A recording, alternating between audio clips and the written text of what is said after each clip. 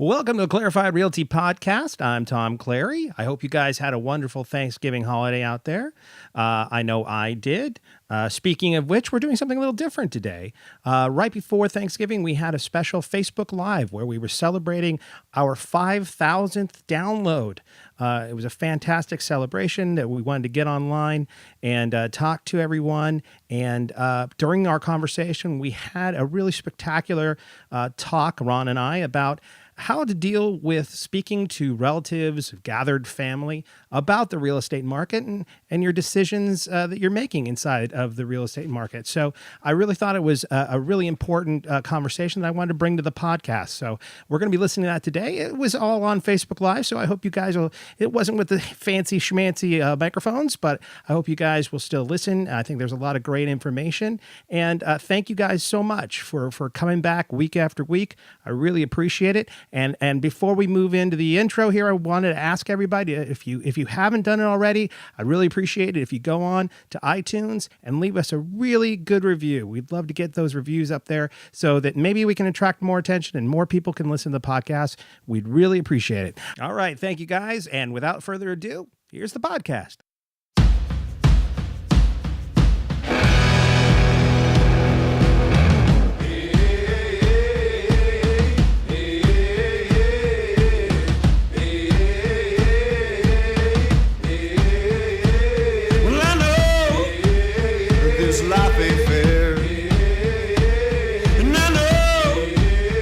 You're going nowhere.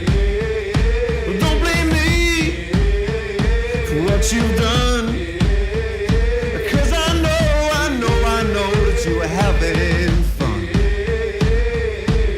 Welcome to the Clarified Realty Podcast, exposing the real estate secrets your agent doesn't want you to know. Here's your host, Tom Clary. Don't you just walk away. That's when I'll say, well, don't give Today's because it's kind of a new format. We're just trying something out here today. And coming out live on Facebook Live.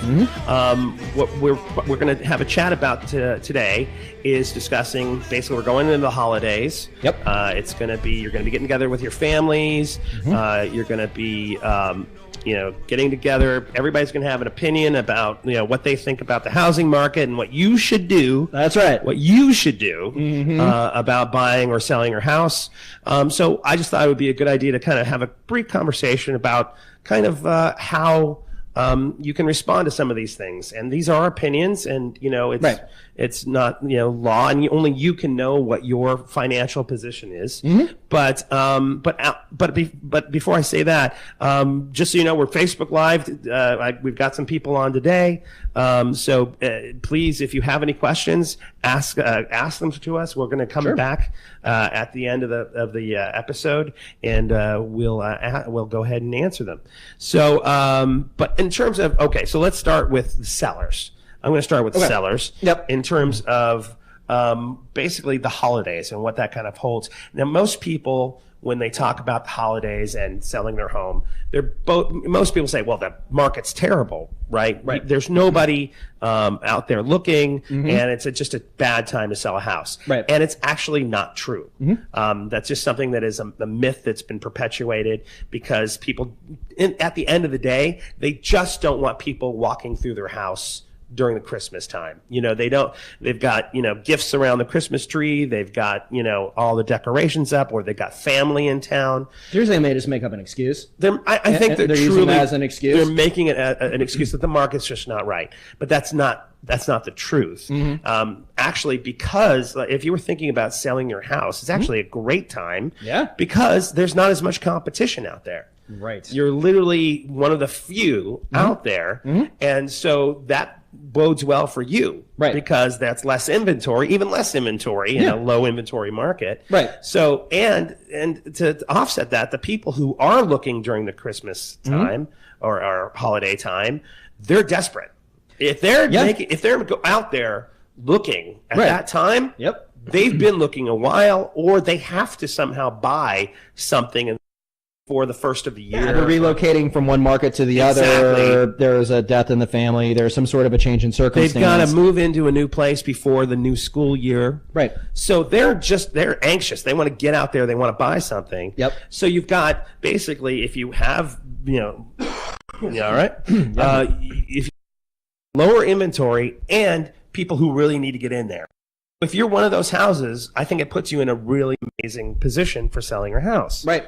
And also on top of it, when you have that, okay, let's say it is, the holidays. You usually have your house all decked out in Christmas decorations. Yeah, it looks and all nice, that. right? It even looks nicer. Yeah. You've probably cleaned up because people are coming over for Thanksgiving. Right. People are there for Christmas Yeah. or whatever. So your house is in great condition anyway. Yeah, you're selling the dream too, right? So you're selling the idea of what it's like to have Exactly. the holidays there. Yeah. And it's funny because I think about my sister lives in an area up in Santa Clarita where it's kind of like the candy cane lane. Oh, cool. Right? Yeah. And oh my God, can you imagine like the sales point behind that? Right. To drive up to it and see how there's some people who love Christmas, who would love to they battle with the lights. They put up all the different lights all around the neighborhood and all that kind of thing. And to be part of that, Yeah. my God, think about the sales behind that. Right. The marketing that you could do behind that and telling the story of that house in terms of in context of look, this community comes together once a year like no other community. Right. It's a great sales tactic. Absolutely. So when you hear someone talk about, the holidays not being a great time to sell, I think you take it with a grain of salt. I agree. Yeah. I agree. No, I think it's a great time, and I mean, some of my biggest months have been in December, Right. People closing. And so. there are, I think, some people who need to make these purchases before the end of the year for tax circumstances that's as well. part of it as well. Sure. I mean, there's all sorts of different reasons why people are out there looking. Yeah. Well, I mean, some people want to have a fresh start, right? So they want to, close the year. They get all of their affairs in order, and then they get to move on and start the new year in a brand new home. Right. Exactly. Yeah. So then the other thing. Yes. Basically what it's like to kind of be surrounded by your family, Mm-hmm. and everybody wants to put 2 cents in about whether or not you should or shouldn't be buying a home. Right. And, I've kind of discussed this on previous episodes of the podcast, and,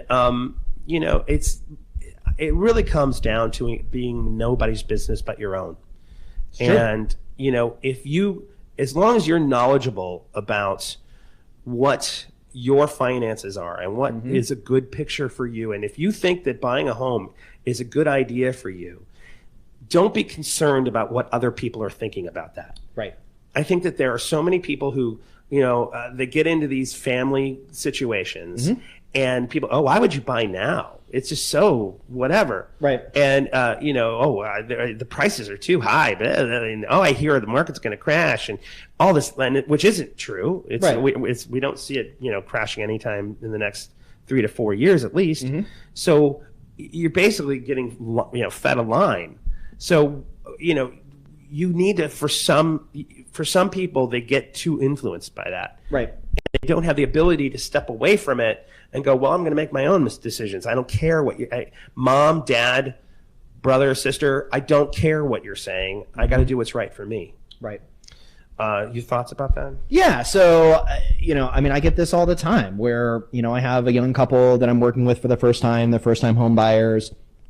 It's incredibly intimidating. Yeah. I never thought that it was intimidating to talk to me, but apparently Yeah, right? it is. I'm a good guy. I'm a nice guy. always wonder I'm why- very approachable. We always wonder why phone calls don't get made to Yeah. us when it's Yeah. literally we couldn't be more, it's like seriously, just because I have a few more facts in my head about real estate than necessarily you do, Right. doesn't mean that I'm like some sort of like I'm going to lord it over you or be Right. like some sort of what am I going to do to you? Yeah. And What on earth am I going to do to you? I think it gets down to and we talked about this many episodes ago. It gets down to the psychology of money, right? So to Right. some people growing up, money was something they saw as not only attainable, but as something they're comfortable with, right, with their families, and it was just expected that that they were, financially literate, right? Yeah, right. And then you have others where money was a source of strife. And so they want to just give all their money away, if they have it, Right. or they purposefully sabotage themselves and don't get themselves in the position for success and everything else. So some may take a little bit of a victim mentality. Right. Right. Right. So I think what's important is, ultimately it's, you and the people that you are close to, you're the ones that are going to live in that home, right? Yeah. So the ones that need to come up with that decision is going to be them. Right. It's going to be the people that not the parents, not the Right. grandparents, not the No, it's gonna be friends you. and family. It's going to be you, right? You have to live with that. Right. You and your spouse, significant other. So that's something you need to come to grips with. I think another piece is, some people will avoid going to a doctor. Right. Right? Because they're afraid of what might happen. They're going to say I have cancer. I know it. Right, exactly. So they'll just avoid it. They'll put it off. They, it's just something that... I'm sorry, guilty as charged. Well, I mean... I do it all the time. Yeah. I just do it all the time. Right. I'll be the first to say that. Right. And, if you're... But that's also why I can identify with this. Absolutely. You know what I mean? Yeah. And we, like I said with the HELOC thing the other Right. day, it's like keeping your head in the sand helps no one. Right. Not taking responsibility for what's going on in your life helps no one. Certainly not you. Right. And then, creating all of these different barriers by saying, oh, the mortgage interest deduction is going to mess me up anyways, or, it's going to get it fixed, or, I'll just have to deal with it. Well, no, what's helpful is, instead of just looking at the universe of your options where, okay, you can call 1-800 number, or you can call, one of the online lenders and, they could sell you a bunch of stuff, right? You have options, right? Right. You truly want to have somebody that is going to, spend the time and take the time and effort and to be able to peel back those layers. Right. Right. And, there is no charge to just pull the trigger. Right. Right. So if someone is truly interested, Yeah. Right. right, they could have, I've had so many cases that have gone beyond even what I thought was, even possible. Right. And be able to get them into a home. Yeah. Right. Because they stuck to it and we just broke it down. Right. Right. So the reality is when you go to a lender, they're going to, run the credit. They're going to look at your income. They're going to look at your assets, and they're then going to compare that against what they have available. Right. Now, there will be some people where, bam, you're just ready to go. Ready to go. Right? There's nothing that needs to be changed. You just got to make sure you're not making any big purchases. You're not changing jobs. Right. You're not doing anything to blow yourself up. Right. Right. Exactly. Right. And then there's others where there's some things we need to work on. Right. The advantage right now is if you're a business owner is, we're coming up into tax season. Right. Right? So pretty soon you're going to be closing the books on your business and you're going to be meeting with your CPA. Yeah. And when you meet with that CPA, you're going to work with them on deductions. Well, if your goal is to buy a home in 2018, before you file, it would behoove you to get a second opinion. Yeah. Right? You want to be able to, talk to a professional. And if you're trying to hit a specific number, then, I look at drafts all the time, right? Yeah, Where I can go through and I can say, yeah, we've got enough to qualify. Right. Go ahead and hit play, right? Push the play button. Right. Or let's say 2017 was a bust, right? Wasn't that great? We don't actually have to use tax returns for 2017 until April 15th, 2018. Right. Right? And we don't even have to use it then if you're on extension. Right. Right? So until September, October, right? Right. So if you've got somebody where, in 2017 was a tough year, but 15 and 16 was great, well, then let's hit the accelerator Right. to make sure that we can go ahead and use the numbers for 15 and 16. Right. Now, if your year was amazing in 17 and 16 was okay, 15 was a bust, then you want to make sure that you file your taxes early to be able to use that qualifying income. Right. Right? Right. So there's different ways on, seeing if someone is ready or not. And, the secret, and this is, my perspective. Yeah. I'm curious to hear your Yeah. perspective. But I work with people that are engaged in the process. Right. Right? So as professionals, we have the ability to choose who we want to work with. Yeah. Right? We do. Right. And, personally, I like to work with people that most people want don't to be feel that helped. way, by the way.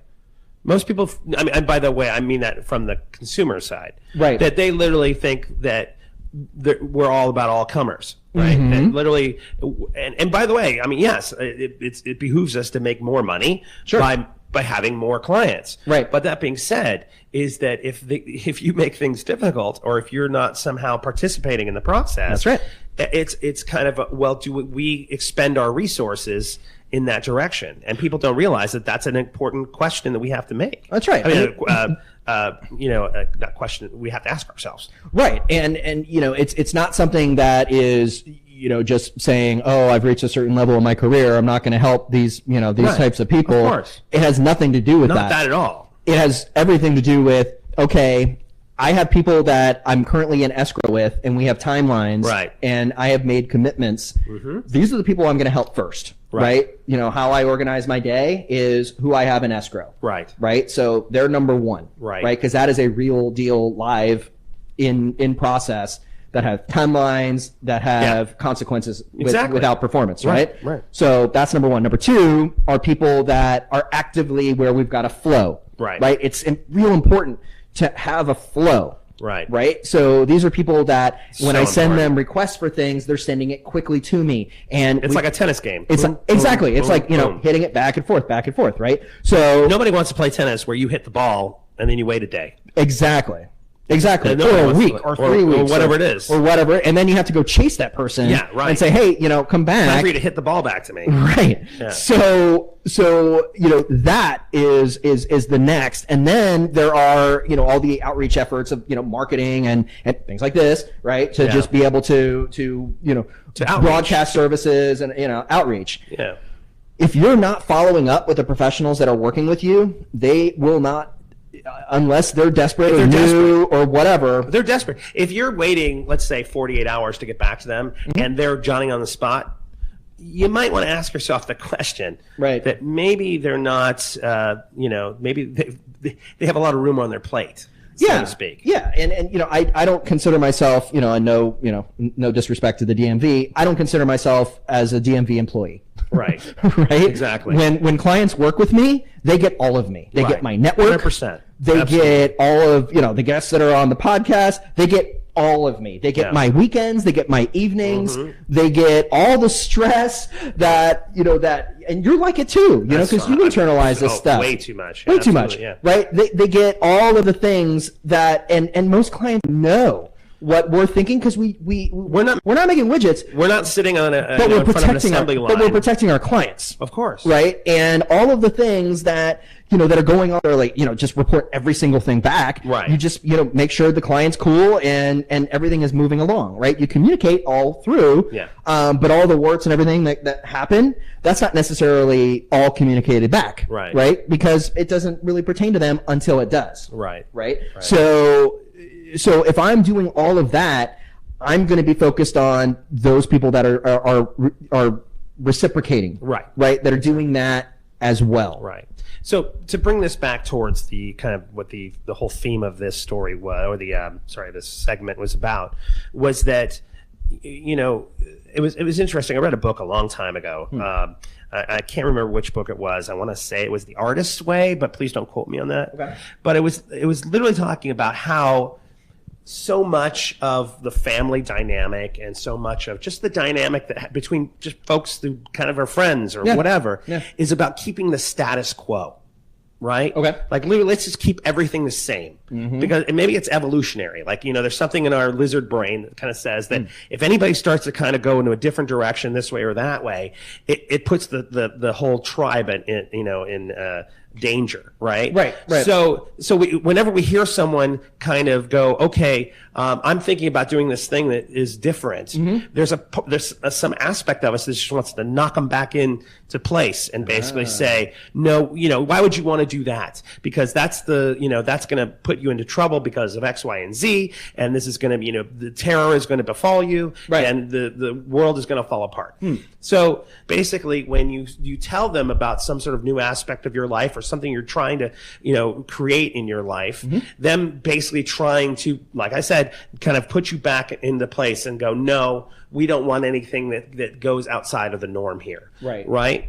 And I think that it's incredibly important when it comes to things about your own financial health, things that are about, because there are some, parents, family members who are the hell are they to tell you about their finances? Right. A, you probably don't know all the nightmares that are going on behind the scenes in their life. Right. Who are they to tell you what you're supposed to be doing? Right. You should know what's going on in your own financial and it may life. it may not be nefarious, right? So it may not be something that, they're trying to push you down on purpose. No. It could be subconscious. That's what I'm talking about. They experience things in their own financial livelihoods. That's exactly where what I'm they're talking trying to about. protect you, and it's Yes. coming across as being preachy, or But just coming across. But that's as, what I'm talking. But also what I'm talking about in terms of the protecting you. Yeah. The protecting you is sometimes but maybe they're not protecting you. Right. They're through their own perception, through their own life. That would be a truth, right? Yeah. But the way that you see, you've got all your facts behind you. That isn't necessarily a truth for you. That if you were to move forward on this other path, it isn't leading off a cliff. Right. It could very well lead you to something that's a better life for yourself. Absolutely. So I guess what I'm saying is that when you get surrounded by these folks, just make sure that you understand the perspective that they're coming from and the context that they're coming from. Right. Know yourself. Part of it is if you're secure in yourself, it doesn't matter what Uncle Ernie says, while he's passing the stuffing to you. Right. It doesn't matter. It's true. You know what's good for you. So the top thing is getting self-aware enough to understand what your position is. And if your position says, I want to buy a house. Right. I do want to buy a house. Yeah. I think that in the next 3, 4, or 5 years, that there's going to be such a land grab that nobody's going to own houses anymore or be able to buy houses, or it's going to be completely out of reach for us because appreciation is going to take it out of our reach. And as the 1% grabs all the wealth and they buy all the land and they buy all that, I'm not going to have the opportunity to do that anymore. And if you grabbed a house, you're one of the smart ones. Right. So and it's one of those things where, sure, you can, dwell on it and think about it and, do all your research in advance and go online and, do that. And then at the beginning, January 1st, then start the process. Or you can just rip off the Band-Aid. Yeah. Right. And, what I offer to anybody, I could do loans in all 50 states, right? Is just get the baseline. Right. And a baseline is as simple as going to the lender's website. And if they don't offer a website, calling them up. Mine, I'll do a shameless plug if you don't mind. Rate.com/Ron Bruno. There's a little apply now button. Click on the apply now button. You answer a series of questions. It takes 5 minutes. You run your own credit. Boom. And All right. you know the story. Now you know your scores. You know the story. And then the first step for me, I go through, I look at the credit report, every single page. Right. My goal is not to sell you. Is if you decide at that point, you have a family member, you have someone that you feel more comfortable with, go with God, right? No problem. But it's to prepare and get you into the place. Right. If people actually came to us by listening to this and they achieved home ownership, absolutely. It's a bonus if they work with us, right? And we're able to, celebrate the success of that and just, know that it all was worth it. But just knowing that they heard it, they did something about it, got that initial baseline. That's amazing, right? And again, some people are going to be ready to go. Right? Some people, I'm going to be able to look at the credit report. I'm going to send them the secure link. Here are the documents to gather. I look at all those documents. Everything adds up. I've calculated your income. We talked about how much you want to buy. You want to buy a $500,000 condo. Cool. This is what the HOA is. All right. You have 20% down. I verified that. Boom. Here's your pre-approval letter. I could do that in 30 minutes. Sometimes it takes longer. But if you're not ready to go now, maybe there's things we need to talk about. Maybe you have to wait until you file your taxes if you're self-employed. Maybe we need to make sure that you pay off a bill. Right? You may have too much debt and you may need to pay something off in order for us to, we look at I have credit simulation software. right? So I can actually run it. And if I take somebody's balance from 10,000 where they're maxing out on a credit card, I can reduce it by half and their score could go up, right? I have this whole thing called rapid rescore. It's pretty amazing. And it automatically sends it to all the credit bureaus, right? So that could improve their debt to income ratio, but it could also potentially raise their score, which give them more options, right? So there's all these little tools, but the key is you just got to start. Right. And that's all about getting yourself prepared for, and when you have this awareness, it makes you more confident, right?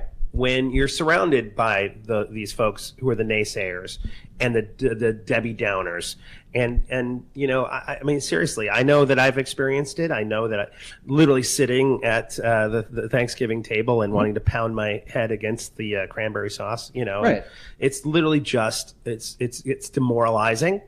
And I think that if you have the knowledge, you have the defense, and even if you don't pull it out, and say, well, you're wrong because of X, Y, and Z. You know, there's gonna be every sort of expert on every type of topic, who's going to tell you a line of BS that if you have the awareness and you have the information, even if you don't talk to them about it and call them on it, but I will say this, that's a really great experience when you do call them on that. Oh yeah. Well, there are things that are out there, right? That are false truths. Right. The fact that you have to have a 780 FICO, the fact that you have to work in the same company for 5+ years, the fact that you need to put 20% down, the fact that you have to be a W-2 employee only, right? These are false truths. Sure, that might make things easier, but as long as you have skilled professionals that have experience in working with people that are self-employed. I mean, we work with a lot of people that are in the entertainment business. Right. Freelancers. And just out of the conversations that we've had doing the lunch and learns that we've done in meeting all of the people and having those conversations, the expectation is I can't get a home because I go from gig to gig. And I have to wait until I'm, Kate Winslet or Steven Spielberg. Right. I have to wait till I'm making gobs of money and I've made it before I can, hashtag adult. Right. And the reality is it's simply not true. Right. You can buy a home with 1% down. You could buy a home with nothing percent down as long as you're paying the closing costs. And we can actually, finance part of that. You can buy a home with gifts. Right? There's all different types of options that are out there for people. It's not just 20% down. It's not just 780. I mean, you could buy a home for 580 with a FICO score of 585 and above with FHA, right? The key is to just start. And then once you've started, stay engaged. Right. That's really the key. And why not now versus wait till after the holidays when everybody's out buying houses. Right. Exactly. Why not do the pre-approval now so that you're ready to go and get all the great deals at the beginning of the year? Right. All right, cool. So let's go ahead and move on to, has there been any questions for us? Oh, let's see. Excuse me. I am not seeing too many here. No. Okay. Well, there you go. Yeah. All right. Well, everybody, thank you so much for stopping by. We really appreciate it. Yeah. We want to thank you so much for being a part of the podcast so far and listening and getting us to this amazing achievement of 5,000 downloads. Well, that's about it for today. If you have any questions or comments, please don't hesitate to leave them for us on our Facebook page, facebook.com/Clarified Realty Podcast, all one word. If you have any questions about real estate or you're looking for someone to help you buy or sell a home, remember, I'm actually a licensed real estate agent, so I'd love to help you out. Please email me directly at tom@clarifiedrealty.com or give me a call at 818-335-7662. Don't be shy. Come on, guys. Give me a ring. For more exclusive bonus content and advice between episodes, please check out our website, www.clarifiedrealty.com. Also on our homepage, you'll find links to helpful buyer and seller guides that can give you some great information for starting your home buying or home seller process, so definitely check those out. Here's a new thing. We actually have an Alexa skill. So search the Alexa store for the Clarified Realty Podcast, add our skill to your daily briefing, and get a dose of real estate news and tips every single day of the year. Definitely give it a try. It's pretty cool. I'm on Snapchat, Twitter, and Instagram as well. My handle for all three of those are @ClarifiedRealty. Please leave feedback and reviews on iTunes or in the comment section on our page. Come on, guys. Together we are stronger. I'm looking for your comments. So if you have any questions or ways that we can make this podcast better, please let us know. My amazing theme song, Hey Now, is from the band Wolf. That's Wolf with 2 Fs. And please go check them out and like them on SoundCloud. They rock so freaking hard, it doesn't matter how many units you have in your building. They're blowing the doors off of every damn one of them. He said units. And just a little disclaimer, I'm licensed by the California Bureau of Real Estate. My license number is 017153353. Ron's is? Guarantee rate NMLS ID 2611, NMLS ID 558706, California. Come on, Ron. and the advice we give is only for properties located in the state of California. For all the other states, please contact your local real estate agent or real estate professional. You need another beer. You okay? I totally need another beer. Are you ready to go? Yeah. All right, we're all done. Well, that's it. All right, guys. Well, thanks for coming, everybody. And remember, the greatest thing you can ever do is make someone feel at home. Take care, and we'll see you next week.